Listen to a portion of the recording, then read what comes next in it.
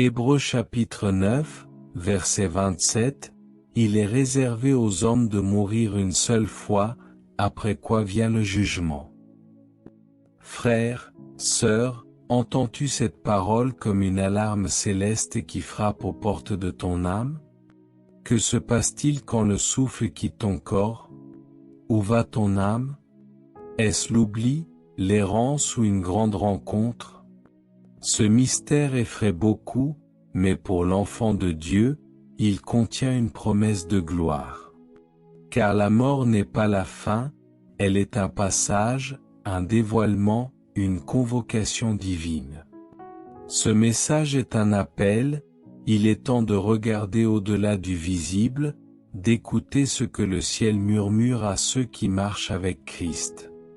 Si tu sens que ce sujet brûle en toi comme un feu sacré, alors reste jusqu'à la fin, car des révélations puissantes vont t'éclairer. Et une prière prophétique t'attend pour que ton âme soit affermie dans la vérité. Avant d'aller plus loin, abonne-toi à cette chaîne, aime cette vidéo, car ici, tu n'écouteras pas des mots ordinaires, mais des messages qui viennent du cœur de Dieu. Tu es ici pour un rendez-vous céleste, et tu n'es pas seul. D'ailleurs, dis-moi dans les commentaires, Seigneur, je veux savoir ce que mon âme devient après la mort. Écris-le, et prépare-toi, car ce que tu vas découvrir aujourd'hui pourrait bien transformer ta vision de l'éternité. Ne quitte pas. L'éternité commence ici. Depuis les origines de l'humanité, l'homme s'interroge, que devient mon âme après que mon corps retourne à la poussière? La parole de Dieu n'est pas silencieuse sur ce mystère. Genèse chapitre 2, verset 7 nous dit, « L'Éternel Dieu forma l'homme de la poussière de la terre, il souffla dans ses narines un souffle de vie, et l'homme devint un être vivant. » Ce souffle, c'est l'âme. Ce souffle, c'est ce qui retourne à Dieu. Ecclésiaste chapitre 12, verset 7 nous le confirme. Alors la poussière retourne à la terre comme elle y était, et l'esprit retourne à Dieu qui l'a donné. Dans les évangiles, Jésus lui-même dévoile l'au-delà avec puissance. Dans Luc chapitre 16, versets 19 à 31, il raconte l'histoire du riche et de Lazare. 2 morts, 2 destinations, 2 réalités spirituelles éternelles. Lazare est porté dans le sein d'Abraham, lieu de repos. Le riche, lui, ouvre les yeux dans le tourment. Ce récit ne parle pas d'une métaphore, mais d'un dévoilement. Après la mort, l'âme entre dans une réalité consciente, spirituelle, déterminée par sa relation avec Dieu sur terre. Malheureusement, dans notre monde moderne, cette vérité est souvent diluée. L'ennemi veut que tu crois que tout s'arrête avec la mort, ou que tout le monde va automatiquement au ciel. Mais ce n'est pas ce que dit l'Écriture. Le Christ est clair, celui qui croit en moi vivra, quand même il serait mort, Jean chapitre 11, verset 25. Alors, pourquoi craindre, quand on marche avec la vie elle-même? C'est ici que commence notre exploration, car ce que fait ton âme après la mort dépend aujourd'hui de ta communion avec Jésus-Christ, le Fils du Dieu vivant. Lorsque le dernier souffle est expiré, ce n'est pas le silence qui répond, mais l'éternité. Ce que tu crois aujourd'hui prépare ce que ton âme vivra demain. Approchons-nous donc de la parole avec révérence, car elle éclaire les 7 grands principes sur ce que l'âme fait après avoir quitté le corps. Premier principe, l'âme ne dort pas, elle est consciente immédiatement après la mort. La première vérité que nous devons affirmer avec force est celle-ci, ton âme ne s'endort pas dans une forme d'inconscience après la mort. Elle reste éveillée, lucide, et entre immédiatement dans une réalité spirituelle active. Cette vérité dérange certains, mais elle est appuyée par les Écritures. Jésus, sur la croix, dit au brigand repentant, « Je te le dis en vérité, aujourd'hui tu seras avec moi dans le paradis. » Luc chapitre 23, verset 43.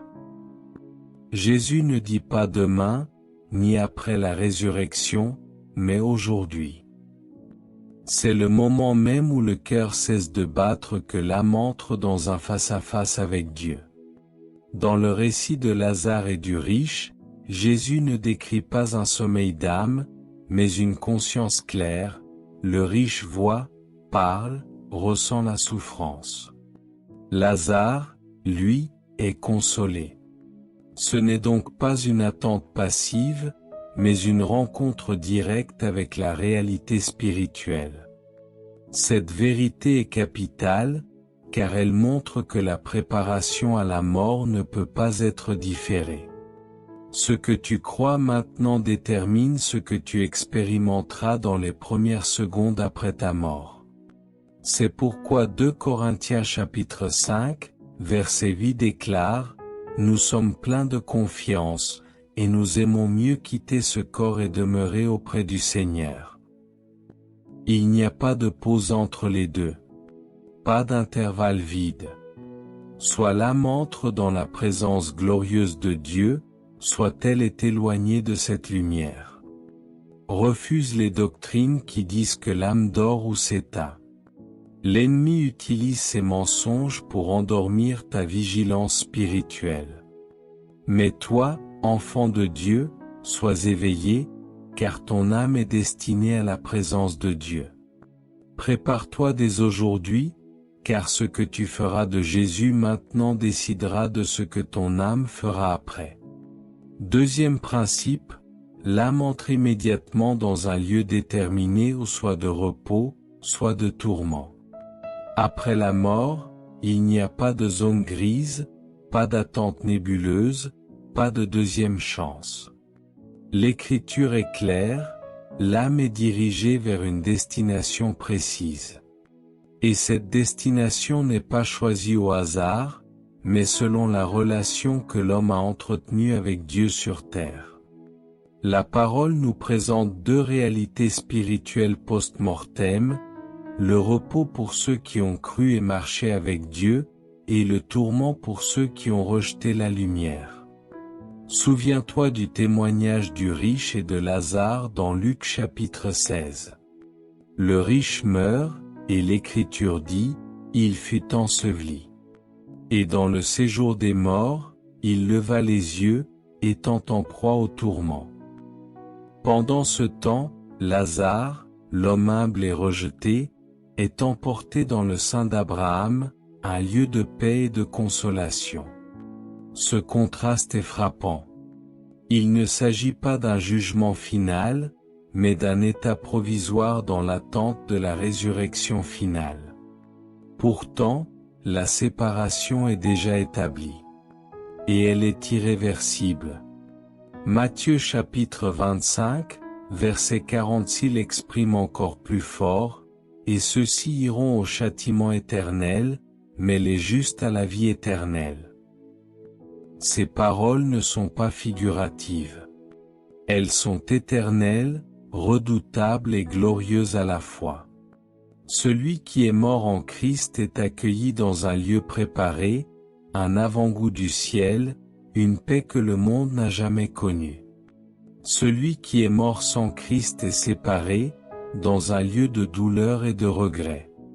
Et ne te laisse pas séduire par les discours modernes qui parlent d'un purgatoire, d'une autre chance après la mort, ou d'une évolution spirituelle lente.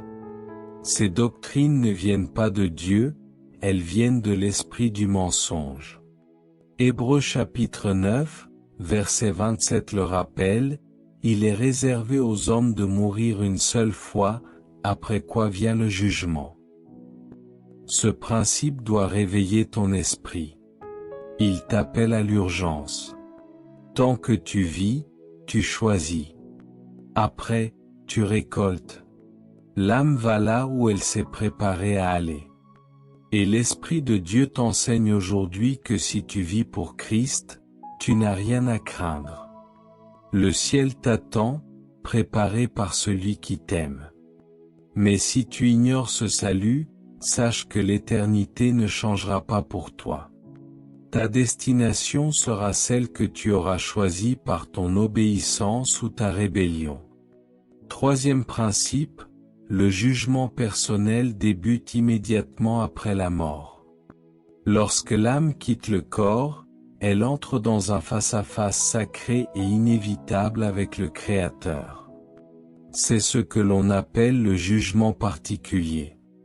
Il ne s'agit pas encore du jugement dernier de l'humanité entière, mais d'une évaluation individuelle et immédiate de ta vie, de tes choix, de ton obéissance, et surtout, de ta position en Christ.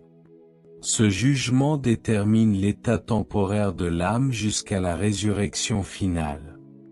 Dans Hébreux chapitre 9, verset 27, il est écrit, « Il est réservé aux hommes de mourir une seule fois, après quoi vient le jugement. » Cette parole n'est pas symbolique.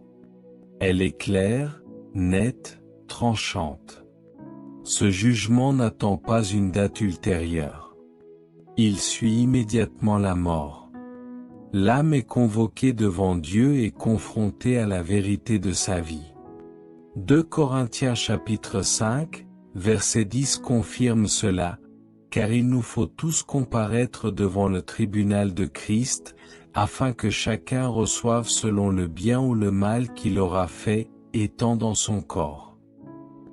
La vie terrestre est donc une préparation constante à cette rencontre. Aucun détail n'est ignoré, aucun acte oublié. Ce que tu as fait en secret, ce que tu as refusé de confesser, ce que tu as fait dans l'amour ou l'orgueil, tout est révélé devant Dieu. Mais ce n'est pas un jugement de condamnation pour ceux qui sont en Christ. Pour ceux qui ont été rachetés, ce jugement devient un moment glorieux, car leurs péchés sont déjà lavés par le sang de l'agneau. Le jugement n'est plus une condamnation, mais une récompense. C'est pourquoi Romains chapitre 8, verset 1 déclare, « Il n'y a donc maintenant aucune condamnation pour ceux qui sont en Jésus-Christ. » Alléluia. Ce principe doit te pousser à marcher dans la sainteté. Tu n'as qu'une seule vie, une seule course, une seule occasion de plaire à Dieu. Vis chaque jour avec la conscience que ton âme se présentera devant son trône. Vis comme un pèlerin qui sait que la terre n'est qu'un passage. Prépare-toi à entendre les mots que chaque enfant de Dieu désire, « C'est bien, bon et fidèle serviteur, entre dans la joie de ton maître. » Matthieu chapitre 25, verset 23. Quatrième principe, l'âme des rachetés est accueillie dans la présence glorieuse de Dieu. Pour celui qui a cru en Jésus-Christ, la mort n'est pas une fin, mais une entrée dans la présence même du Seigneur. Ce n'est pas un vide, ni une salle d'attente céleste. C'est un accueil glorieux, une célébration divine. L'âme entre dans la lumière, dans la paix, dans la sainteté parfaite. Philippiens chapitre 1, verset 23 nous révèle cette aspiration profonde de l'apôtre Paul, « J'ai le désir de m'en aller et d'être avec Christ, ce qui de beaucoup est le meilleur. » Paul ne parle pas d'un sommeil ou d'un néant, mais d'une présence immédiate, intime, éternelle avec Jésus. Apocalypse chapitre 14, verset 13 ajoute cette parole solennelle, « Heureux les morts qui meurent dans le Seigneur, dès maintenant. » Oui, dit l'Esprit, ils se reposent de leurs travaux, car leurs œuvres les suivent. Le ciel ne les oublie pas. Le trône ne les rejette pas. Le Père les accueille, car ils sont couverts par le sang de l'agneau. L'âme entre dans ce que l'Écriture appelle parfois le paradis ou le sein d'Abraham, un lieu de consolation, de repos et d'adoration. Ce n'est pas encore la Jérusalem céleste du jugement final, mais c'est un lieu réel, glorieux et béni. L'âme s'y réjouit, libérée des douleurs du monde, des tentations de la chair et des oppressions spirituelles. C'est là qu'elle attend, dans la joie, la résurrection du corps et la restauration complète lors du retour du Seigneur. Ne minimisons pas cette vérité. C'est cette espérance qui a soutenu les martyrs, les prophètes, les disciples et les saints à travers les âges. Ils n'avaient pas peur de mourir, car ils savaient qu'en quittant la terre, ils allaient voir celui qu'ils avaient aimé sans l'avoir vu. Psaume 16, verset 11 le dit avec poésie et puissance, « Tu me feras connaître le sentier de la vie, il y a d'abondantes joies devant ta face, des délices éternelles à ta droite. » Que cette espérance vive en toi. Que tu marches chaque jour avec cette assurance, si tu meurs aujourd'hui en Christ, ton âme ne flottera pas dans l'incertitude. Elle sera immédiatement accueillie, chérie, embrassée par la présence glorieuse de ton Seigneur. Le ciel ne commence pas après la résurrection. Le ciel commence dès que ton âme entre dans la gloire. Cinquième principe, l'âme qui meurt sans Christ est séparée de la présence de Dieu. C'est l'une des vérités les plus douloureuses de l'Évangile, mais aussi l'une des plus essentielles à proclamer avec amour et solennité. Celui qui meurt sans Christ n'est pas accueilli dans la présence de Dieu.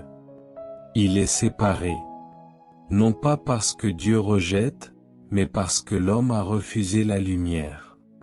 Jean chapitre 3, verset 19 nous avertit, « La lumière est venue dans le monde, et les hommes ont préféré les ténèbres à la lumière, parce que leurs œuvres étaient mauvaises. » Cette séparation n'est pas symbolique.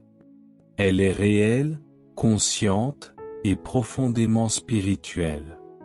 Le riche dans le récit de Luc chapitre 16 supplie, gémit, mais ne peut franchir le gouffre qui le sépare de la consolation. Luc chapitre 16, verset 26 précise, « Il y a entre nous et vous un grand abîme, afin que ceux qui voudraient passer d'ici vers vous ou de là vers nous ne puissent le faire. » Ce n'est pas seulement la souffrance qui rend cette condition terrible, c'est l'absence de Dieu, de sa paix, de sa voix, de sa lumière. L'âme non rachetée entre dans ce que la Bible appelle le séjour des morts, un lieu de ténèbres, de regrets, d'attente du jugement final. Ce n'est pas encore les temps de feu, mais c'est un avant-goût terrible d'un rejet éternel. Et cela ne devrait pas être ignoré, ni édulcoré. Matthieu chapitre 10, verset 28, « Ne craignez pas ceux qui tuent le corps et qui ne peuvent tuer l'âme, craignez plutôt celui qui peut faire périr l'âme et le corps dans la géhenne. » Si tu es vivant aujourd'hui, cette vérité est une grâce. Elle te donne encore l'occasion de te tourner vers le Seigneur Jésus, d'accepter son salut, de changer ta destinée éternelle. Car Jean chapitre 3, verset 16 est toujours vivant. Car Dieu a tant aimé le monde qu'il a donné son Fils unique, afin que quiconque croit en lui ne périsse point, mais qu'il ait la vie éternelle. Si ce message t'interpelle, écris dans les commentaires, « Seigneur, je choisis la lumière, aujourd'hui et pour l'éternité. » Écris-le avec foi, comme un acte de rédemption, comme une décision qui engage ton âme. Sixième principe, l'âme se souvient de sa vie terrestre. Contrairement à certaines idées populaires, la mort ne provoque pas l'oubli. L'âme ne devient pas amnésique. Bien au contraire, elle garde la mémoire, la conscience, les émotions et les souvenirs de la vie sur terre. Dans le monde spirituel, rien n'est effacé sans l'autorité de Dieu. L'âme, une fois séparée du corps, entre dans une lucidité encore plus grande. Elle se rappelle avec intensité les paroles entendues, les décisions prises, les occasions perdues, et surtout, la manière dont elle a répondu à l'appel de Dieu. Le récit du riche et de Lazare en est un témoignage poignant. Le riche, dans le séjour des morts, se souvient de sa maison, de ses frères encore vivants, de sa vie confortable. Il supplie Abraham d'envoyer quelqu'un les avertir, car il sait ce qui les attend s'ils ne se repentent pas. Luc chapitre 16, versets 27 à 28. Ce souvenir n'est pas un détail.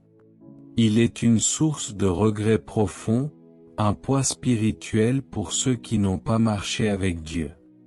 Mais cette mémoire est aussi une bénédiction pour les saints. L'âme qui entre dans la présence de Dieu se souvient de chaque moment où elle a persévéré, prié, aimé, pardonné, cru contre toute espérance. Apocalypse chapitre 14, verset 13 nous dit que leurs œuvres les suivent. Cela signifie que les choix faits dans la foi ne sont jamais oubliés par Dieu. Même une coupe d'eau donnée en son nom a du poids éternel, Matthieu chapitre 10, verset 42. Cela devrait nous pousser à vivre chaque jour avec conscience. Rien n'est perdu. Tout est enregistré dans les livres célestes. Malachie chapitre 3, verset 16 révèle que ceux qui craignent l'Éternel se parlèrent l'un à l'autre, et l'Éternel fut attentif et écouta. Et un livre de souvenirs fut écrit devant lui pour ceux qui craignent l'Éternel et qui honorent son nom. Ce verset est puissant, Dieu se souvient de ceux qui se souviennent de lui. Ne laisse pas ta vie terrestre être une suite d'oubli spirituel. Vis avec intention, avec crainte de Dieu, avec foi vivante. Car tout ce que tu vis aujourd'hui, ton âme s'en souviendra demain, devant le trône. 7e principe, l'âme attend la résurrection du corps dans un état spirituel déterminé. La mort physique ne marque pas la fin du voyage, mais le commencement de l'attente d'un événement glorieux ou redoutable, la résurrection des morts. Selon les Écritures, chaque âme, qu'elle soit en paix ou en tourment, attend le moment où Dieu ressuscitera tous les hommes pour le jugement final et la restauration complète. Ce temps est fixé, et rien ne pourra le retarder. Jean chapitre 5, versets 28 et 29 le déclarent avec puissance, « L'heure vient où tous ceux qui sont dans les sépulcres entendront sa voix, et ceux qui auront fait le bien ressusciteront pour la vie, mais ceux qui auront fait le mal ressusciteront pour le jugement. » L'âme, entre la mort et cette résurrection finale, demeure dans un état conscient, mais temporaire. Pour les rachetés, cet état est un repos glorieux, une proximité avec le Seigneur, une attente joyeuse de recevoir leur corps glorifié. 1 Thessaloniciens chapitre 4, versets 16 à 17 nous enseigne que le Seigneur lui-même, à un signal donné, descendra du ciel, et les morts en Christ ressusciteront premièrement. Ensuite, nous les vivants, qui serons restés, nous serons enlevés ensemble avec eux. Ce sera un moment indescriptible. L'âme et le corps, séparés à la mort, seront réunis dans une nouvelle gloire. Ce corps nouveau sera incorruptible, sans douleur, sans péché, sans limite.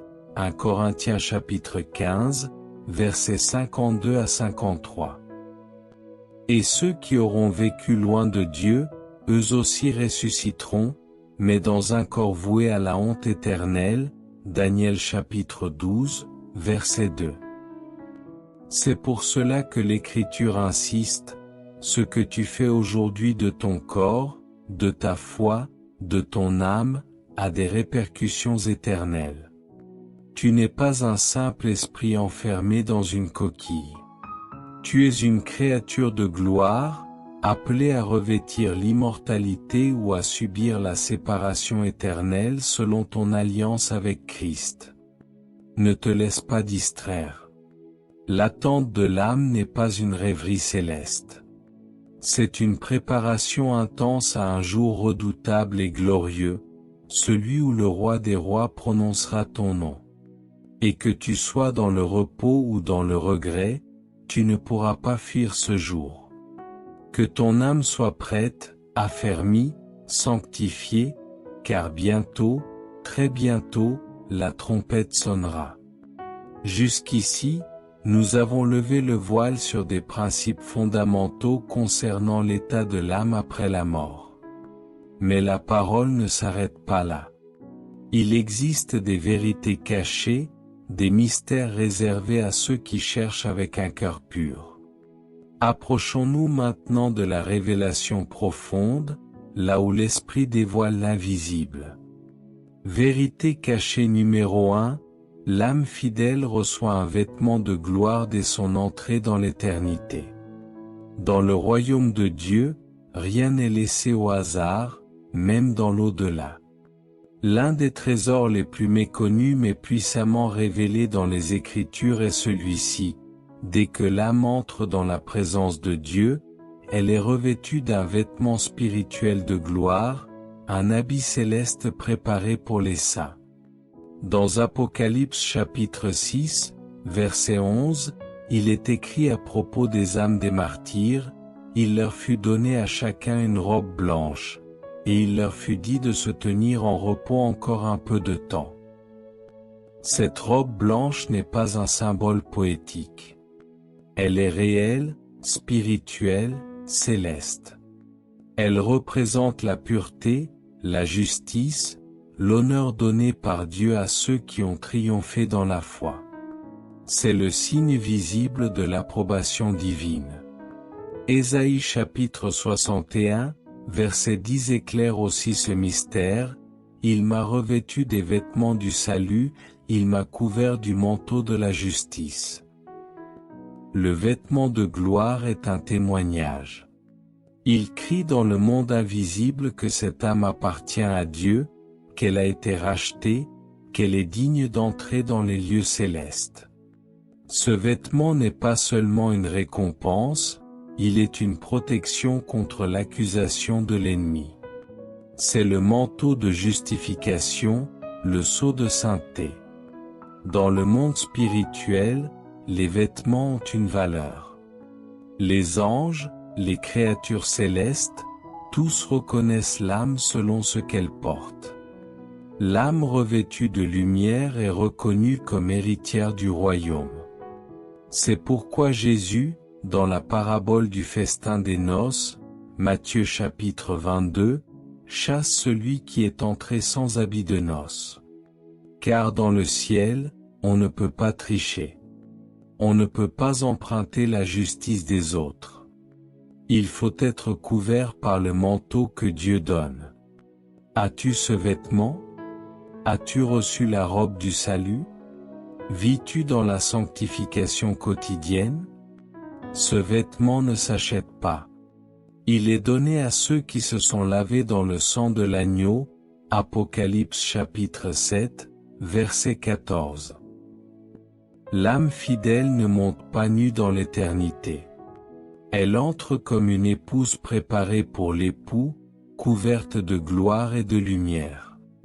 Que cette vérité te pousse à vivre dans la sainteté, à garder ton vêtement pur.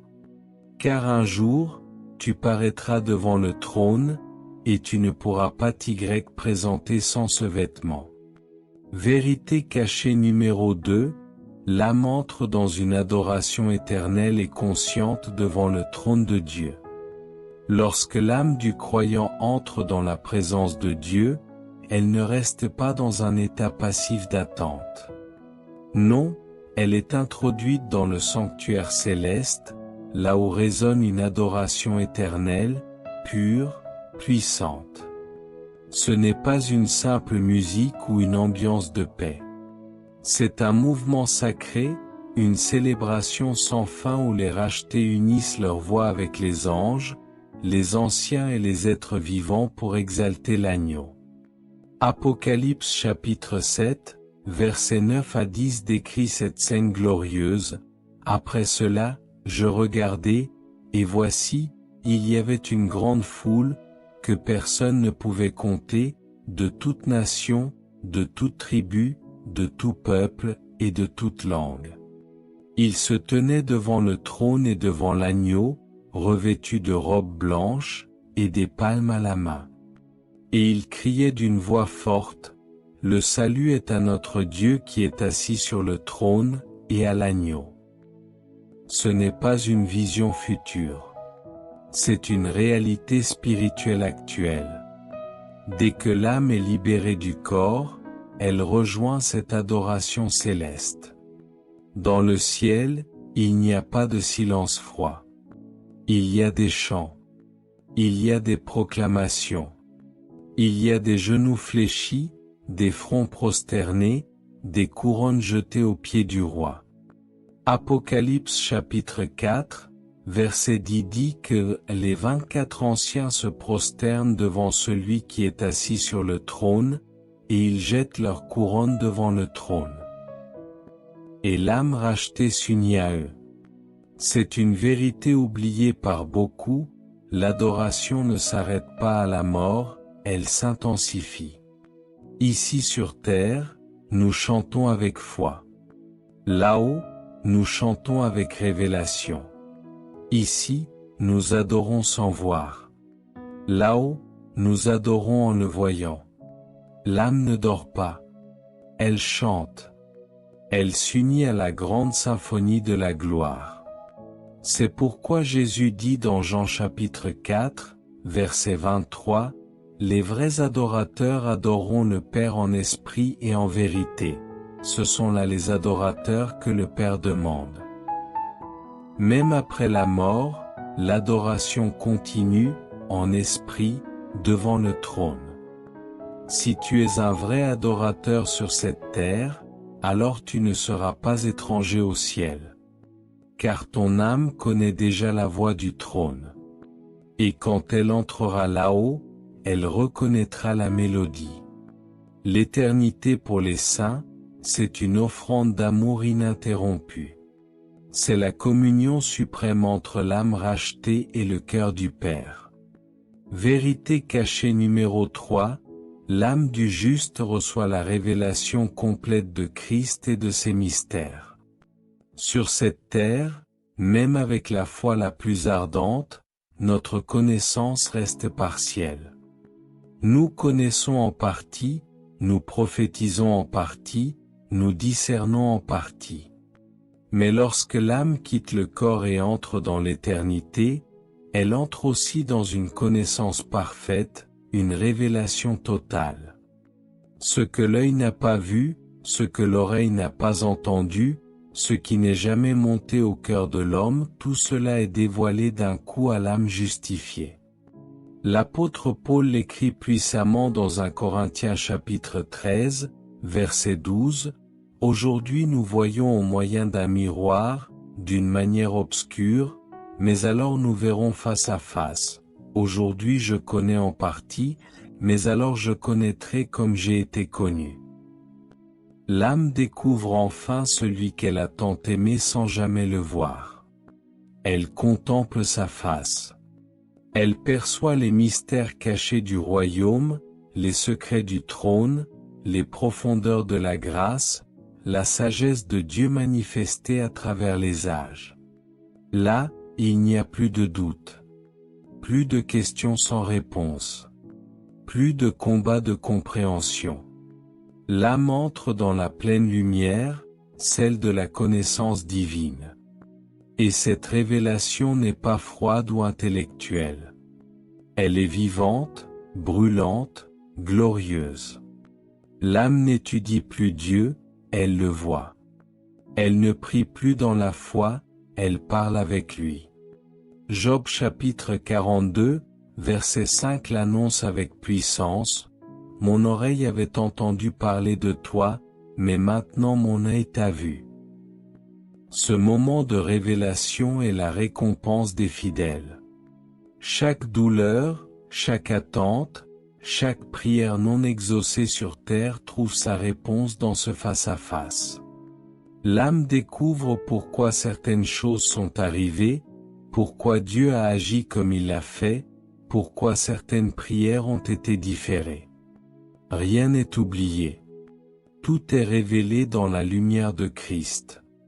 Et cette révélation ne provoque pas l'orgueil, mais l'adoration. L'âme ne se glorifie pas d'avoir enfin compris.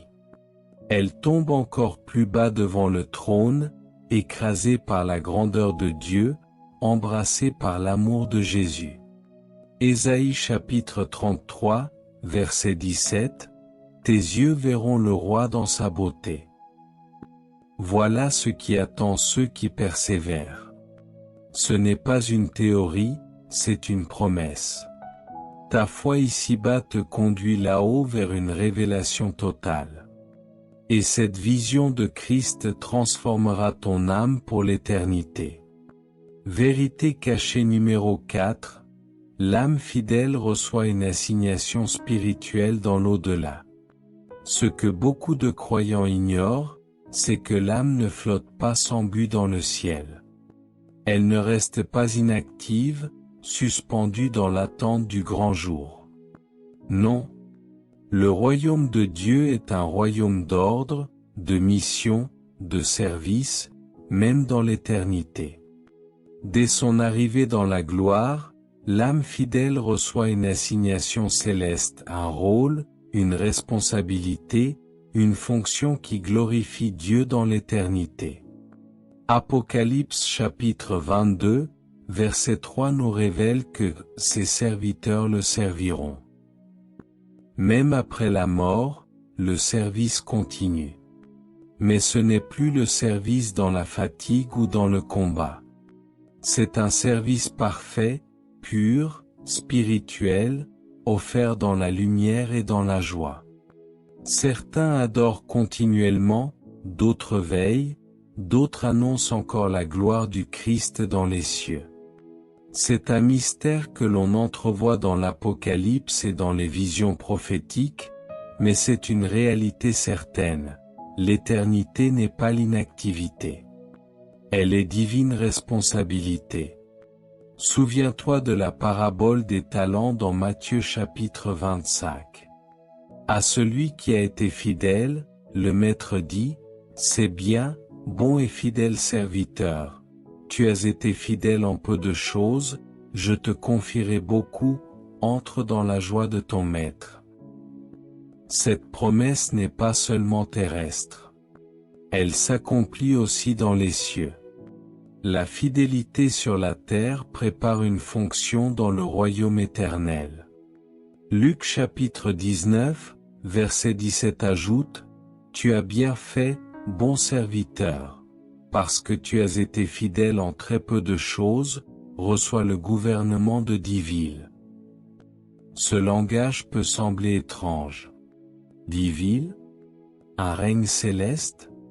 Oui, car Dieu ne récompense pas seulement par des couronnes symboliques, mais par des responsabilités éternelles. Il y a des degrés de gloire, des cercles d'autorité, des sphères de rayonnement dans la lumière divine. Chacun reçoit selon son cœur, selon sa fidélité, selon sa consécration. Ainsi, si tu as marché dans l'humilité, dans le pardon, dans l'obéissance ici-bas, tu recevras là-haut une place spécifique. Dieu n'oublie rien. Même l'âme de celui qui a prié en silence, donné en cachette, pardonné en larmes, sera honoré dans le royaume. L'éternité est structurée. Et ceux qui ont servi le Maître ici serviront dans sa maison là-haut. Ne méprise pas les petites tâches que Dieu te donne aujourd'hui. Car elles préparent une grande mission céleste. L'âme fidèle n'est jamais inutile, ni sur la terre, ni dans l'éternité. Vérité cachée numéro 5, l'âme fidèle devient un témoin céleste dans la grande nuée de témoins. L'une des révélations les plus profondes que nous offre la parole, c'est que les âmes des justes, une fois entrées dans l'éternité, ne sont pas déconnectées de ce qui se passe sur la terre. Elles ne sont pas passives, mais elles deviennent témoins. Observatrices. Intercesseurs silencieux dans la grande histoire du salut. Elles rejoignent cette immense assemblée céleste qui entoure les croyants de leur témoignage invisible, leur foi, leur exemple. Hébreux chapitre 12, verset 1 proclame, « Nous donc aussi, puisque nous sommes environnés d'une si grande nuée de témoins, courons avec persévérance dans la carrière qui nous est ouverte. » Cette nuée n'est pas une métaphore. Ce sont les âmes de ceux qui ont marché avant nous, qui ont combattu la bonne bataille, qui ont gardé la foi. Elles ne sont pas adorées, mais elles entourent, elles inspirent, elles glorifient le Christ par leur témoignage éternel. Lorsque tu persévères dans la foi malgré les épreuves, lorsque tu refuses le péché, lorsque tu pardonnes l'impardonnable, ces témoins célestes glorifient Dieu. Car ils voient dans ta vie le fruit de ce qu'ils ont semé, le prolongement du combat qu'ils ont mené. Ils ne sont pas là pour nous juger, mais pour nous encourager. Leur mémoire ne s'éteint pas.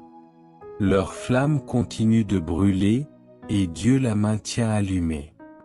C'est pourquoi Apocalypse chapitre 6, versets 9 à 10 nous montre les âmes sous l'autel céleste criant à Dieu. « Jusqu'à quand, Maître saint et véritable, tardes-tu à juger ?» Leur voix est vivante. Leur attente est active. Leur justice, bien que céleste, attend encore l'accomplissement final. Elles intercèdent, elles soupirent, elles regardent. Et toi, marcherais-tu comme si personne ne te voyait? Vivrais-tu comme si ton combat n'avait pas de témoin? Frère, sœur, ta vie est une scène céleste. Ton âme s'inscrit dans une lignée de saints. Et le ciel te regarde. C'est pourquoi la phrase que tu dois écrire dans les commentaires maintenant, c'est « Seigneur, fais de moi un témoin vivant, digne de la nuée céleste. » Écris-le avec foi, comme un acte d'alignement avec ceux qui t'ont précédé. Car un jour, ton âme aussi rejoindra cette nuée. Et alors, d'autres regarderont à ton exemple pour courir avec endurance la course qui mène à la gloire. Sois prêt. Vis comme un témoin éternel. Vérité cachée numéro 6. L'âme fidèle participe au repos sabbatique éternel préparé par Dieu. Le mot « repos » dans les Écritures est plus qu'un apaisement ou un soulagement. Il est une réalité spirituelle profonde, un héritage que Dieu a préparé pour ceux qui l'aiment et qui ont combattu le bon combat de la foi. Lorsque l'âme entre dans la gloire, elle n'est pas seulement délivrée de la souffrance. Elle entre dans un repos sanctifié, divin, éternel, le véritable sabbat de Dieu. Hébreux chapitre 4, verset 9 déclare, « Il reste donc un repos sabbatique pour le peuple de Dieu. » Ce repos n'est pas terrestre. Il ne s'agit pas d'un sommeil. Il s'agit d'une paix céleste, parfaite, où l'âme cesse toute œuvre humaine pour entrer dans la joie de celui qui a tout accompli. L'âme entre dans le repos de Dieu, comme Dieu lui-même se reposa après la création, non pas par fatigue, mais pour contempler l'œuvre parfaite.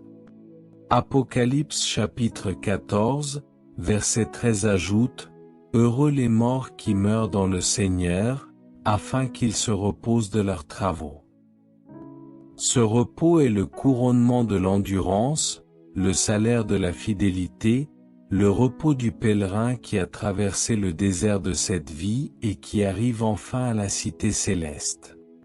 Ce n'est pas l'oubli. Ce n'est pas l'inactivité. C'est la paix active, profonde, glorieuse, où l'âme ne lutte plus contre le péché, ne pleure plus, ne jeûne plus. Elle adore, elle contemple, elle jouit de la présence totale du Père. Souviens-toi que ce repos ne peut être goûté qu'après avoir traversé la vallée de l'obéissance. Ce repos est réservé. Il est saint. Il ne s'improvise pas. Il s'hérite par la foi et la persévérance.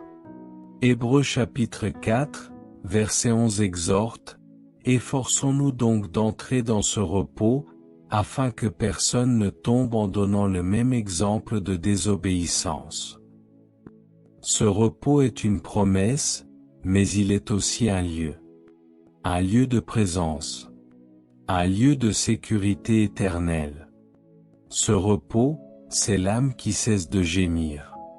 C'est l'âme qui cesse de fuir. C'est l'âme qui, enfin, se dépose dans les bras du Père, sans peur, sans honte, sans condamnation. Es-tu en marche vers ce repos? Car après cette vie, l'âme ne cherche plus, elle trouve. Elle ne soupire plus, elle respire la paix éternelle. C'est cela, l'héritage du juste. Vérité cachée numéro 7, le témoignage éternel de ton âme influence encore les vivants après ta mort. La mort n'éteint pas la voix du juste. Lorsque l'âme quitte ce monde, son témoignage, lui, demeure. Il parle encore. Il enseigne, il interpelle, il provoque des conversions, il renverse des ténèbres. L'Écriture dit dans Hébreux chapitre 11, verset 4 à propos d'Abel, « Par elle, il fut rendu témoignage qu'il était juste, et quoique mort, il parle encore. » Voilà le mystère, une âme fidèle laisse un écho éternel sur la terre. Chaque prière que tu as faite, chaque acte de foi que tu as posé, chaque semence plantée en Christ, continue d'agir bien après ton départ. Ce que tu fais pour Dieu ne meurt jamais. Il y a des âmes qui, aujourd'hui encore, amènent d'autres à Jésus par les traces qu'elles ont laissées. Des sermons, des sacrifices, des pardons, des gestes de foi. Ta vie, si elle est enracinée dans l'obéissance, devient un fleuve qui continue de couler, même après que tu sois parti. Psaume 112, verset 6 affirme, « Le juste ne sera jamais ébranlé, il sera éternellement dans la mémoire du juste. » Il ne s'agit pas d'un culte aux morts, mais d'un respect céleste pour ceux qui ont marqué le ciel et la terre de leur fidélité. Le souvenir de leur marche avec Dieu devient lumière pour ceux qui viennent après eux. Leur âme inspire. Leur parcours encourage. Leur souvenir exhorte. Toi aussi, Dieu veut faire de ta vie un témoignage qui dépasse le temps. Ce que tu vis maintenant peut transformer des générations après toi. Voilà pourquoi cette vidéo mérite d'être partagée. Pas pour devenir viral, mais pour devenir semence. Car quelqu'un, quelque part, a besoin d'entendre cette vérité aujourd'hui. Quelqu'un qui a peur de la mort. Quelqu'un qui a oublié que l'âme vit au-delà du tombeau. Quelqu'un que Dieu veut toucher maintenant. Partage cette vidéo. Pas seulement pour informer, mais pour réveiller. Car le témoignage des âmes fidèles est une flamme qui passe de main en main, de cœur en cœur, jusqu'à l'éternité. Et cette flamme ne doit pas s'éteindre. Sois porteur de feu. Sois porteur de lumière. Car un jour, ton âme aussi partira. Et la question sera, que restera-t-il de ton passage? Quel écho laisseras-tu sur la terre? ton témoignage parlera-t-il encore? Que Dieu fasse de toi un témoin vivant et éternel. Ce que tu viens d'entendre n'est pas seulement une révélation sur l'au-delà. C'est un appel à vivre autrement ici et maintenant. Car la connaissance sans transformation n'est qu'illusion.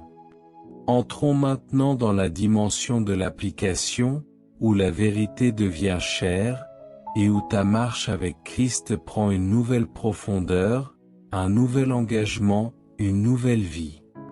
Acte de transformation numéro 1, vivre chaque jour comme si c'était le dernier. Si ton âme devait paraître devant Dieu ce soir, serais-tu prêt? As-tu réglé les comptes de ton cœur? As-tu pardonné à ceux qui t'ont blessé? As-tu confessé les fautes que tu caches encore? Vivre chaque jour comme si c'était le dernier, ce n'est pas vivre dans la peur, c'est vivre dans la sainteté, l'urgence et l'intensité. C'est marcher avec Dieu sans délai, sans réserve, sans compromis. Jacques chapitre 4, verset 14 nous rappelle, « Vous qui ne savez pas ce que votre vie sera demain. Vous êtes une vapeur qui paraît pour un peu de temps, et qui ensuite disparaît. » Ce n'est pas une parole pour effrayer, mais pour réveiller. Chaque respiration est une opportunité de se rapprocher du trône. Chaque matin est une grâce nouvelle pour se sanctifier, pour semer dans l'éternité, pour racheter le temps. Vivre chaque jour comme le dernier, c'est choisir de ne pas remettre à demain l'appel de Dieu. C'est aimer plus fort, pardonner plus vite, obéir plus tôt. C'est refuser les querelles inutiles, les distractions qui volent ton intimité avec le Saint-Esprit, les péchés que tu tolères au lieu de crucifier. C'est se tenir prêt, comme les vierges sages de la parabole, avec une lampe pleine d'huile et un cœur éveillé, Matthieu chapitre 25. Souviens-toi que tu n'as qu'une seule vie sur cette terre. Et elle passe. Elle fuit. Elle s'efface comme une ombre au coucher du soleil. Mais ton âme, elle, vivra pour toujours. Alors vis maintenant avec une conscience éternelle. Réconcilie-toi avec Dieu. Réconcilie-toi avec les autres. Marche dans la repentance. Sois prêt. Psaume 90, verset 12 dit, « Enseigne-nous à bien compter nos jours, afin que nous appliquions notre cœur à la sagesse. » C'est le cri d'une âme qui veut vivre en lumière, dans la vérité, dans l'intégrité. Tu ne peux pas contrôler l'heure de ta mort, mais tu peux choisir aujourd'hui la manière dont tu vis. Ce n'est pas une question de perfection, mais de disposition. Dieu cherche des cœurs sincères, des âmes qui veillent, des esprits prêts. Car celui qui vit avec la conscience de l'éternité ne perd plus de temps. Il vit pour ce qui compte. Et ce qui compte, c'est Christ en toi, l'espérance de la gloire. Acte de transformation numéro 2, sanctifier ta bouche, car tes paroles poursuivent ton âme. Ce que tu dis ici-bas ne meurt pas avec ton corps. Tes paroles voyagent dans le monde invisible. Elles montent, elles marquent, elles pèsent. Certaines résonnent encore dans les sphères célestes, d'autres hurlent contre toi dans le domaine spirituel. C'est pourquoi la sanctification de ta bouche est une clé majeure dans la transformation de ton âme. Matthieu chapitre 12, verset 36 est formel, « Je vous le dis, au jour du jugement, les hommes rendront compte de toute parole vaine qu'ils auront proférée. » Chaque mot, chaque murmure, chaque accusation injuste, chaque mensonge, chaque plainte charnelle, chaque calomnie sera pesée dans la balance divine. Mais aussi, chaque prière sincère, chaque louange authentique, chaque parole d'encouragement, chaque intercession fidèle sera mémorisée dans les cieux. Ton âme, après la mort, portera la mémoire spirituelle de tes mots. Tu ne peux pas prétendre marcher vers la lumière avec une bouche qui propage les ténèbres. Tes paroles sont comme des graines éternelles, elles ne tombent jamais dans le vide. Elles portent du fruit, ici ou dans l'au-delà. Proverbe chapitre 18, verset 21 dit, « La mort et la vie sont au pouvoir de la langue. » C'est une réalité céleste, pas seulement morale. Sanctifier ta bouche, c'est refuser de bénir Dieu le dimanche et de maudire ton frère le lundi. C'est choisir la douceur au lieu du jugement, le silence au lieu de la colère, l'intercession au lieu du commérage.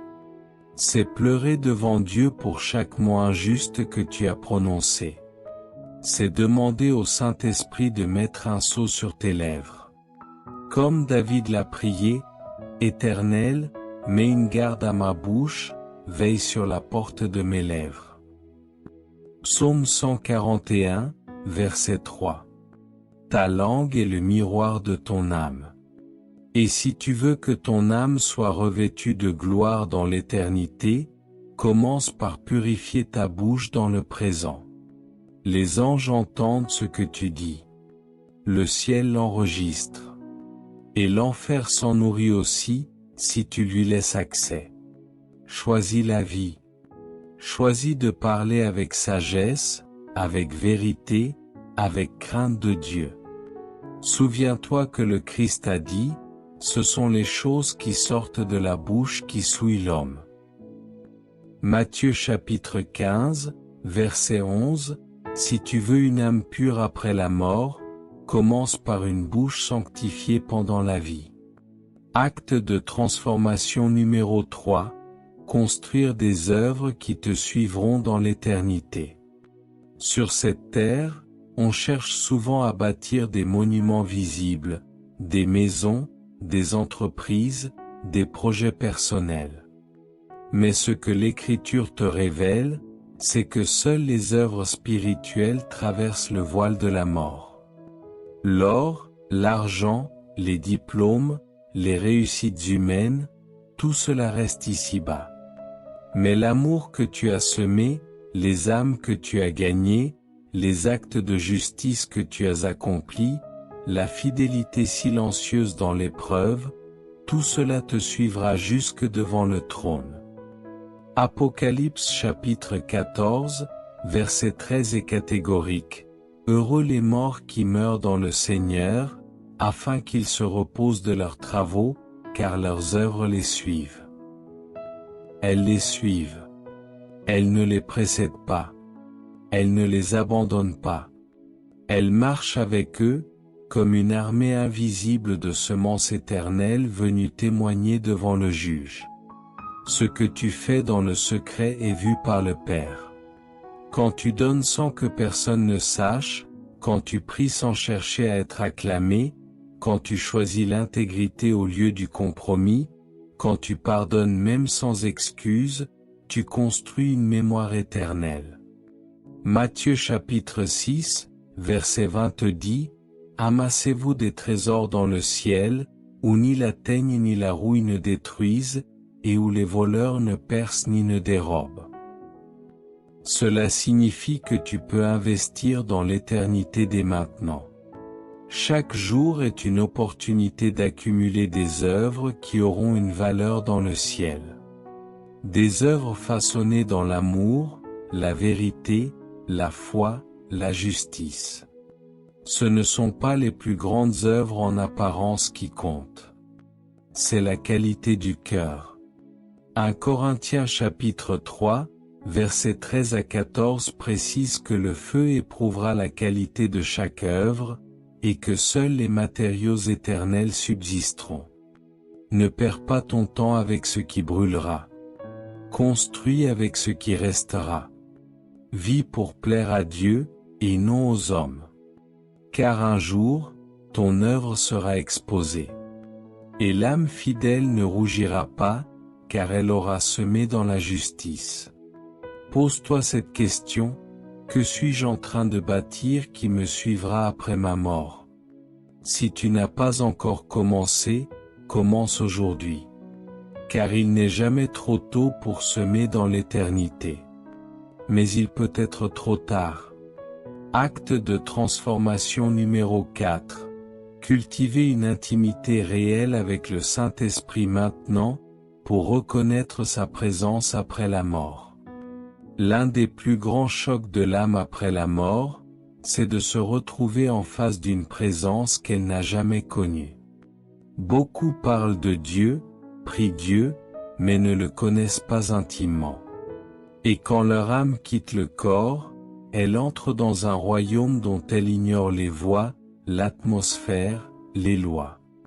Mais l'âme du véritable croyant, elle, reconnaît immédiatement celui avec qui elle marchait sur terre, le Saint-Esprit.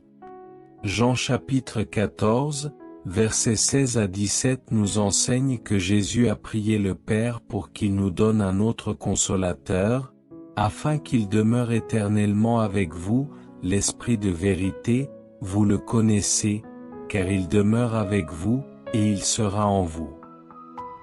Ce même Esprit qui t'enseigne aujourd'hui sera celui qui t'accueillera demain. L'intimité avec le Saint-Esprit est le passeport invisible de l'âme fidèle. Ce n'est pas une émotion passagère, ce n'est pas une simple sensation lors d'un chant ou d'une réunion. C'est une communion vivante, constante, quotidienne. C'est entendre sa voix dans le silence. C'est obéir quand il te corrige. C'est pleurer quand il s'éloigne parce que ton cœur s'est endurci. C'est l'aimer plus que ta propre volonté. Romains chapitre 8, verset 14 déclare, « Car tous ceux qui sont conduits par l'Esprit de Dieu sont fils de Dieu. » Ce n'est pas une option. C'est un signe d'appartenance. Et si ton âme est conduite ici par l'Esprit, elle sera guidée là-haut par le même Esprit vers la présence du Père. Le Saint-Esprit est ton guide dans le voyage terrestre, mais il est aussi ton garant pour l'éternité. Ceux qui l'ont méprisé ici-bas n'auront aucun repère dans le monde à venir.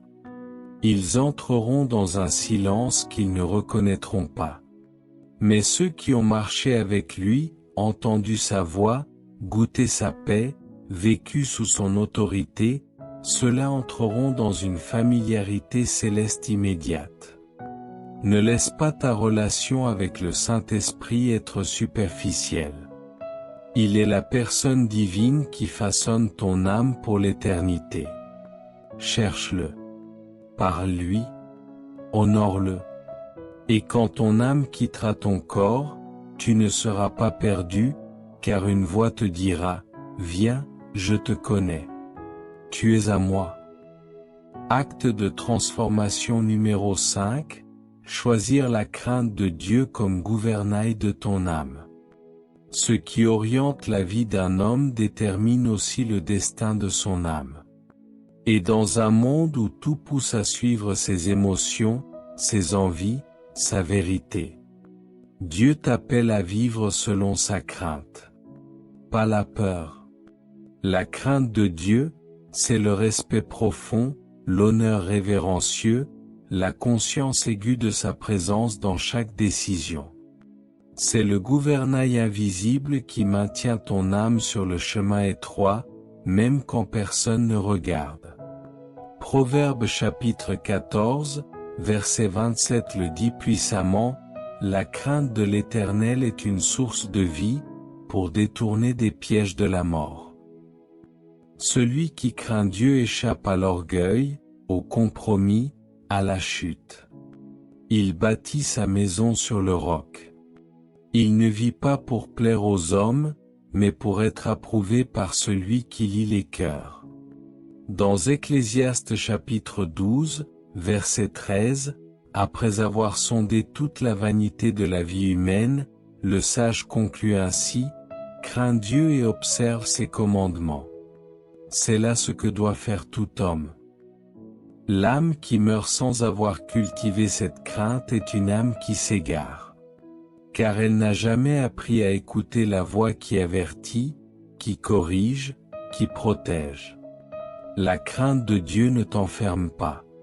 Elle te libère. Elle te garde de toi-même. Elle t'empêche de trahir ta destinée. Elle est la sagesse invisible qui te prépare à te tenir un jour devant le juge. Ce n'est pas la foule qui t'accueillera là-haut. Ce ne sont pas les applaudissements. Ce sera le regard de Dieu. Et seuls ceux qui l'ont craint dans le secret pourront soutenir ce regard. Alors commence aujourd'hui. Quand tu choisis la vérité au lieu du mensonge, tu crains Dieu.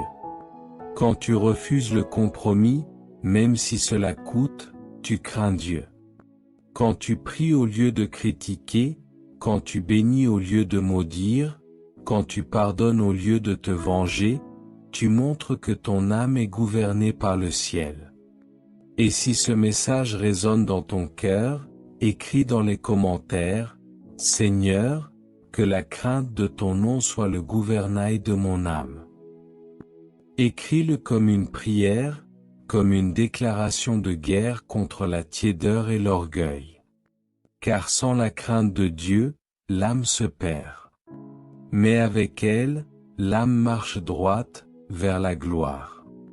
Acte de transformation numéro 6, développer une vision éternelle dans toutes tes décisions. Ce que tu décides aujourd'hui façonne l'état de ton âme demain. La manière dont tu vis, choisis, investis ton temps, tes ressources, ton énergie, révèle si tu vis pour l'éternité, ou seulement pour l'instant. Le croyant mature ne vit pas à la minute. Il vit à la lumière de l'éternité. Il pose des choix terrestres avec une vision céleste. Colossiens chapitre 3, verset 2 te donne cette directive vitale. Affectionnez-vous aux choses d'en haut, et non à celles qui sont sur la terre. Cela ne veut pas dire que tu dois fuir tes responsabilités ou refuser les bénédictions de la vie. Cela veut dire que dans chaque action, tu dois te demander, est-ce que cela glorifie Dieu? Est-ce que cela m'approche du royaume ou m'en éloigne? Est-ce que cela nourrit mon âme, ou mon orgueil? Une décision éternelle n'est pas toujours populaire. Elle est souvent coûteuse. Elle demande de dire non à des opportunités séduisantes, mais vides de sens spirituel. Elle exige parfois le silence, l'abandon, l'attente, le renoncement. Mais elle prépare ton âme à recevoir une récompense qui ne rouille pas.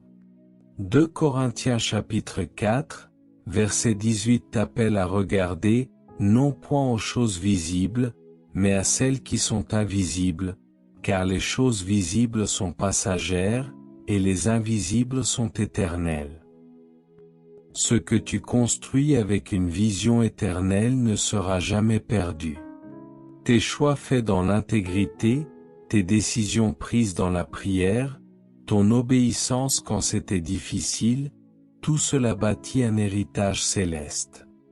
Le monde rit de ceux qui refusent la facilité pour choisir la fidélité. Mais le ciel les célèbre, car ils vivent avec les yeux ouverts sur l'invisible. Même les plus petits choix prennent une importance sacrée quand ils sont faits dans la lumière de Dieu.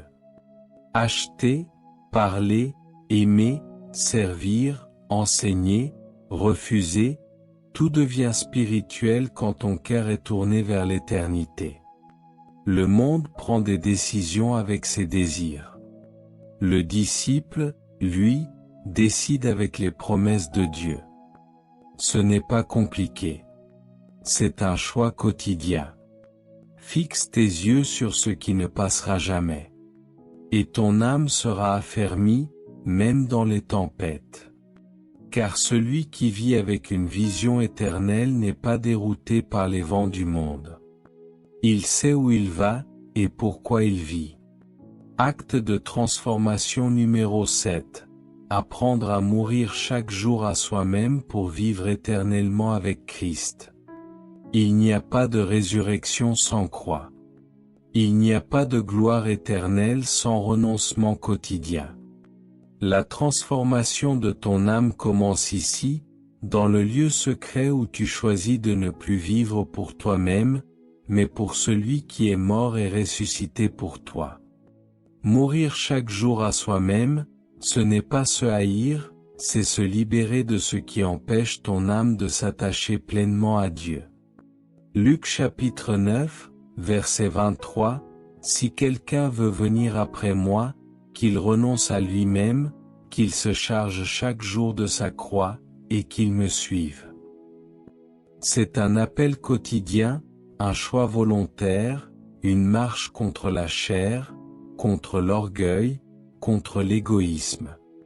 Car ton pire ennemi, ce n'est pas le diable, c'est toi-même quand tu refuses de t'abandonner à la volonté du Père. Chaque fois que tu dis « non » à la colère, à la convoitise, à l'orgueil, à la vengeance, tu fais mourir quelque chose en toi, et tu fais grandir ton âme pour l'éternité. Chaque sacrifice consenti dans l'amour, chaque choix douloureux fait pour plaire à Dieu plutôt qu'aux hommes, est une pierre placée dans la construction de ton habitation céleste. Galates chapitre 2, verset 20 dit, « J'ai été crucifié avec Christ, et si je vis, ce n'est plus moi qui vis, c'est Christ qui vit en moi. » Voilà le secret de ceux dont l'âme ne sera pas perdue après la mort. Ils ont appris ici-bas à mourir, pour mieux vivre là-haut. Mourir à soi, c'est faire taire la voix de l'ambition égoïste, c'est refuser la vengeance, c'est choisir le silence quand on est insulté, c'est rester fidèle quand l'injustice frappe. Et ce n'est pas un acte unique, c'est un style de vie. Ce sont les morts à eux-mêmes qui ressusciteront en gloire. Ceux qui ont planté leur croix dans le sol de l'obéissance. Ceux qui ont pleuré dans le secret et qui seront glorifiés en public. Ceux qui ont marché avec Dieu dans la solitude, mais qui entreront dans sa présence avec acclamation. Alors, apprends à mourir à toi-même. Chaque jour, un peu plus. Ne fuis pas la croix. Car elle est le pont entre la vie terrestre et la vie éternelle. Et ton âme, purifiée par ce feu d'amour, brillera dans la gloire. Il était une fois, dans les hauteurs du royaume invisible, un vaste désert que les âmes traversaient une seule fois.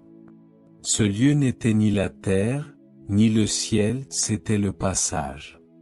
Et dans ce désert, deux routes se dessinaient. L'une semblait dorée, facile, large, bordée d'illusions et d'applaudissements. L'autre, étroite, rude, pavée de silence, mais dont l'horizon brillait d'une lumière céleste que nul vent ne pouvait éteindre. Un jour, une âme s'éveilla dans ce désert. Elle s'appelait Élior.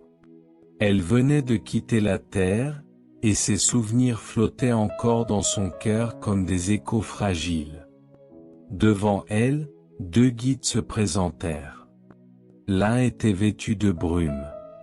Il parlait doucement, flattait ses peurs, et lui montrait la route large.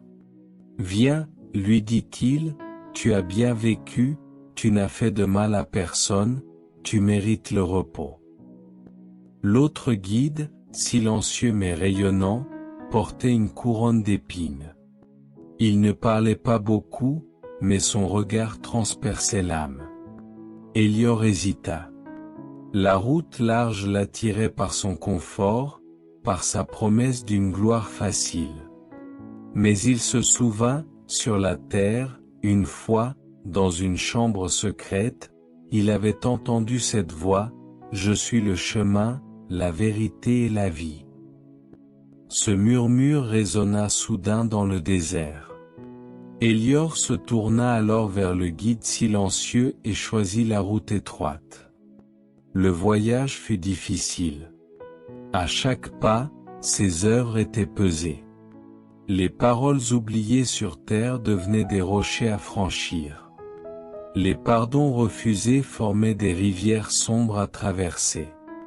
Les intentions cachées jaillissaient comme des éclairs, révélant les zones floues de son cœur. Mais plus il avançait, plus son vêtement devenait blanc. Et au loin, il vit un pont. Ce n'était pas un pont fait de pierre. C'était un pont de lumière.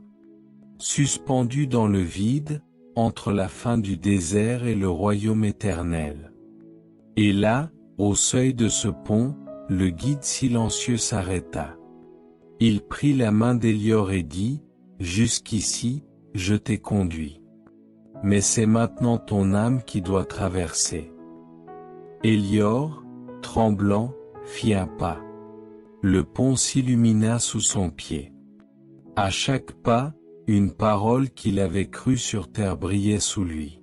« Tu es mon fils. Je ne t'abandonnerai jamais. » Heureux ceux qui ont le cœur pur.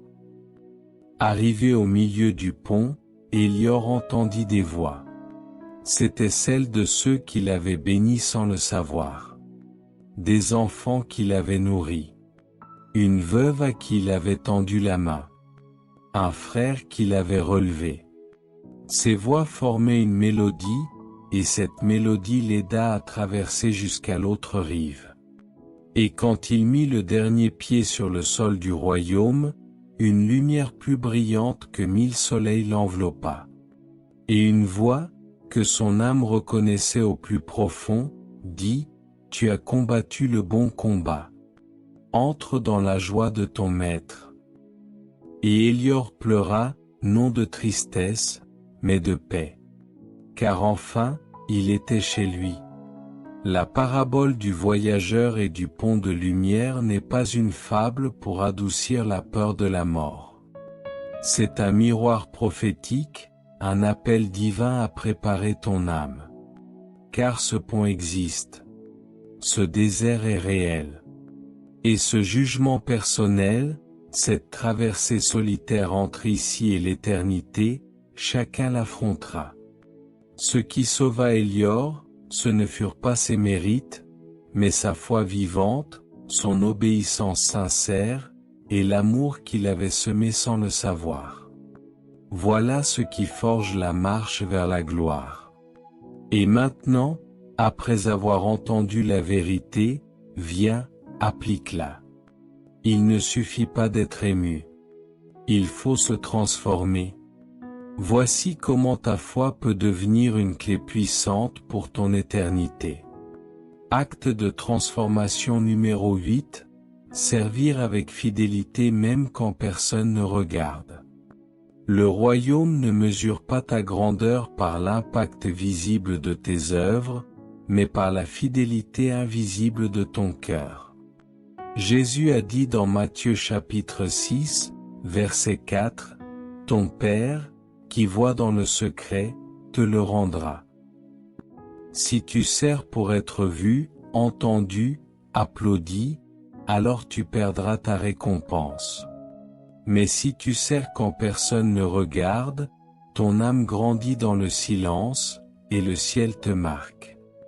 L'âme du fidèle est celle qui a lavé les pieds des autres sans que personne ne le sache.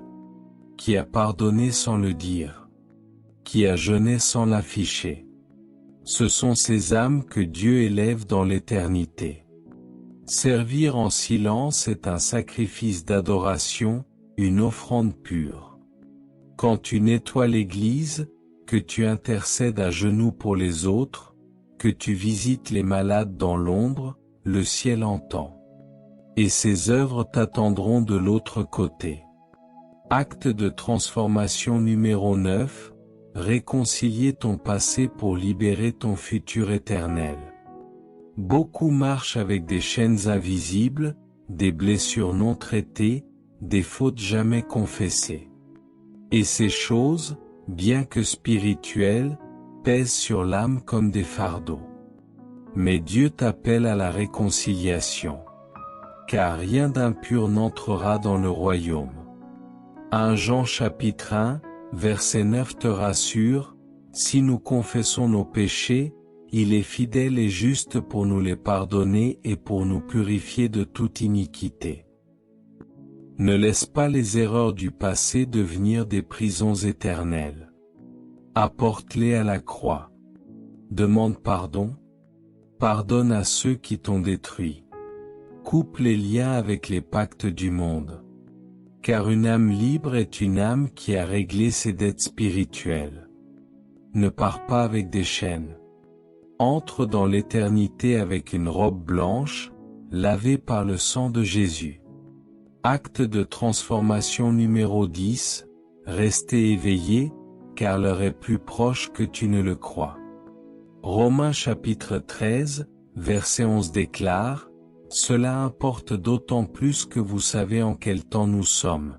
C'est l'heure de vous réveiller enfin du sommeil. » L'âme qui dort dans l'indifférence est une âme qui glisse vers la mort sans s'en rendre compte.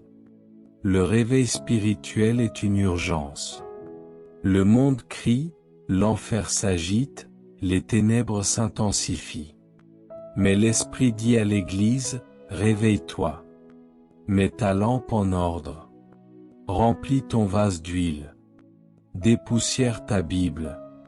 Éloigne-toi de l'écran qui pollue ta foi. Éteins le bruit du monde. Élève-toi dans la prière, dans la louange, dans la parole vivante.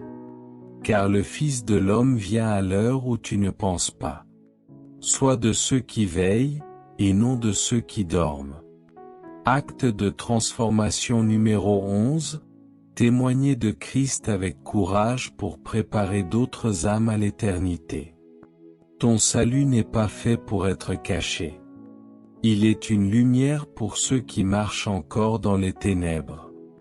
Et si tu as compris ce que ton âme fera après la mort, alors tu dois le dire, tu dois l'annoncer, tu dois le proclamer. 2 Timothée chapitre 4, verset 2 te commande, prêche la parole, insiste en toute occasion, favorable ou non. Un jour, des âmes croiseront ton regard et diront, pourquoi ne m'as-tu jamais parlé de Jésus? Ne laisse pas la peur t'empêcher de parler. Par ton témoignage, une vie peut être sauvée. Et chaque âme gagnée brillera dans ta couronne de gloire. Ouvre ta bouche, parle, sème, invite, prie. Car témoigner, c'est construire un pont entre une âme perdue et le cœur de Dieu. Acte de transformation numéro 12, se nourrir quotidiennement de la parole pour nourrir son éternité. Ce que tu nourris, grandit. Et si ton âme est faible, c'est peut-être parce qu'elle meurt de faim. La Bible n'est pas un livre. C'est du pain. C'est une épée. C'est une lumière. C'est une semence. Matthieu chapitre 4, verset 4 le dit, l'homme ne vivra pas de pain seulement, mais de toute parole qui sort de la bouche de Dieu. Lis, médite, étudie, écris, prie avec les versets. Laisse la parole de Dieu transformer tes pensées, tes réactions, tes décisions.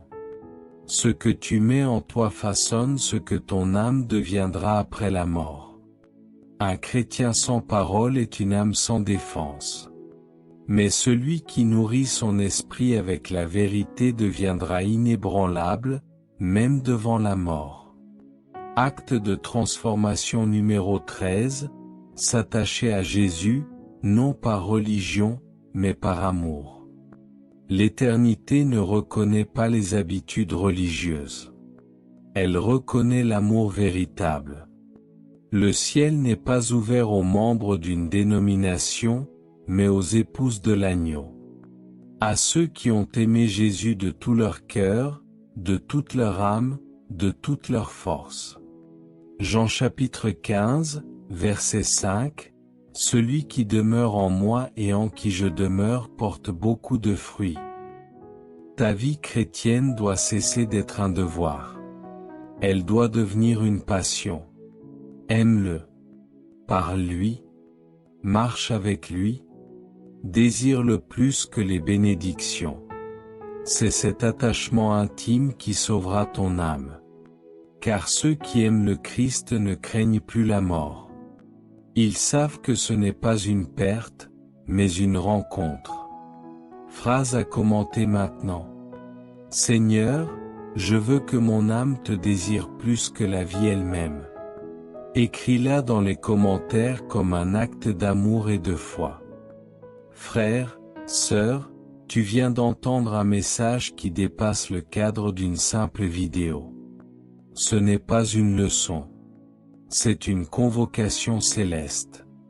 Une invitation divine à préparer ton âme pour ce qui vient après. Ce que ton âme fera après la mort n'est pas un mystère pour ceux qui marchent avec Christ. C'est une révélation, une certitude, une promesse. Tu sais maintenant que ton âme ne dort pas. Elle entre immédiatement dans une réalité éternelle. Tu sais qu'elle sera consciente, qu'elle se souviendra, qu'elle recevra un vêtement, une assignation, une place, selon ta foi, ta marche, ton obéissance ici-bas. Tu as compris que tout ce que tu vis aujourd'hui prépare ton éternité. Que chaque choix, chaque mot, chaque œuvre, chaque silence a un poids devant Dieu. Tu as découvert que l'éternité n'est pas une image floue, mais un royaume vivant, structuré, rempli d'adoration, de mission, de révélation, de paix et de justice. Tu as compris que la sanctification, l'amour, la fidélité, la crainte de Dieu et l'intimité avec le Saint-Esprit ne sont pas des options, ce sont des fondations éternelles. Maintenant, il ne te reste plus qu'à agir, à aligner ta vie, à affermir ta foi, à abandonner tout ce qui détourne ton âme, à marcher chaque jour avec un seul objectif, entendre un jour cette voix du Maître dire « C'est bien, bon et fidèle serviteur ». Mais avant de terminer, reçois cette prière. Ne l'écoute pas seulement. Prie-la. Répète-la. Vis-la. Et que ton âme en soit marquée pour toujours. Père éternel, toi qui as formé l'homme du souffle de ta bouche, toi qui tiens l'âme de toute créature dans tes mains, je viens à toi, humblement, avec crainte et tremblement, mais aussi avec foi et espérance. Car je sais que ma vie est un souffle, et mon âme, une semence d'éternité. Seigneur Jésus, toi le premier-né d'entre les morts, toi qui es ressuscité pour ouvrir le chemin, toi qui as dit, je suis la résurrection et la vie. Je me tiens devant toi aujourd'hui et je te dis, prends mon âme. Sanctifie-la. Purifie-la. Prépare-la pour ton royaume. Que rien en moi ne soit un obstacle au jour de ton appel. Saint-Esprit, toi le consolateur, toi le guide, toi la voix douce et puissante, viens régner en moi. Dévoile les zones sombres de mon cœur. Éclaire les coins oubliés de ma mémoire. Réveille ce qui dort. Brise ce qui résiste. Guéris ce qui souffre. Et remplis-moi d'une soif brûlante pour la sainteté. Seigneur, je te remets mes paroles, mes œuvres, mes pensées, mes intentions. Je te remets mes blessures, mes chutes, mes fautes. Je te demande pardon pour chaque fois où j'ai vécu comme si la mort n'existait pas. Pour chaque jour où j'ai oublié que mon âme était éternelle. Pour chaque choix fait dans la chair. Pour chaque compromission acceptée par peur ou par faiblesse. Aujourd'hui, je me repens. De tout mon cœur.